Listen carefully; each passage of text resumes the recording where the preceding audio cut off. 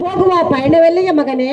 ಓಹೋ ಅಮ್ಮಯ್ಯ, ಈಗ ನಾನು ಹೋಗುವ ಕಾರ್ಯವೇನೆಂದರೆ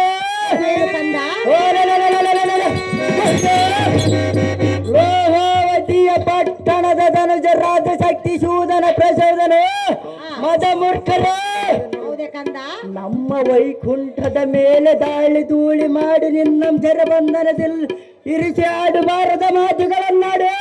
ಹೌದು ಪುತ್ರ, ನಿನ್ನಂ ದುಃಖ ಪಡಿಸಿದ ಶಕ್ತಿ ಶೂದನ ಪ್ರಸೋದರೆಂಬ ಕುಲ್ಲ ರಕ್ಕಸರನ್ನು ಹತಗೊಳಿಸಿ ಬಾಯೆಂದು ನಮ್ಮ ಲೋಕ ಮನ್ಯನಾದ ಶ್ರೀಮನ್ನಾರಿ ಆಜ್ಞೆಯನ್ನು ಪಡೆದಿರುವೆ. ಹೌದೇ ಮಗನೇ? ಹೌದು ಅಮ್ಮಯ್ಯ. ಈಗ ನಿನ್ನ ಆಜ್ಞೆಯನ್ನು ಪಡೆಯುವುದಕ್ಕೆ ಬಂದಿರೋನು ಮಾತೆ ಪರಮ ಪ್ರಖ್ಯಾತೆ ಮಗನೇ. ಹೌದು ಅಮ್ಮಯ್ಯ. ನಿನ್ನ ತಂದೆಯಾದ ವಿಷ್ಣುವಿನ ಅಪ್ಪಣೆ ಆಯ್ತೆ ಮಗನೇ? ಹೌದು ಅಮ್ಮಯ್ಯ. ಹಾಗಾದ್ರೆ ನನ್ನ ಅಪ್ಪಣೆಗೋಸ್ಕರವಾಗಿ ಇಲ್ಲಿಗೆ ಬಂದಿದ್ದೀಯಾ? ಹೌದು ಮಾತೆ. ಹಾಗಾದ್ರೂ ನಾನು ನಿನಗೆ ಅಪ್ಪಣೆಯನ್ನು ಕೊಡಬೇಕೆ?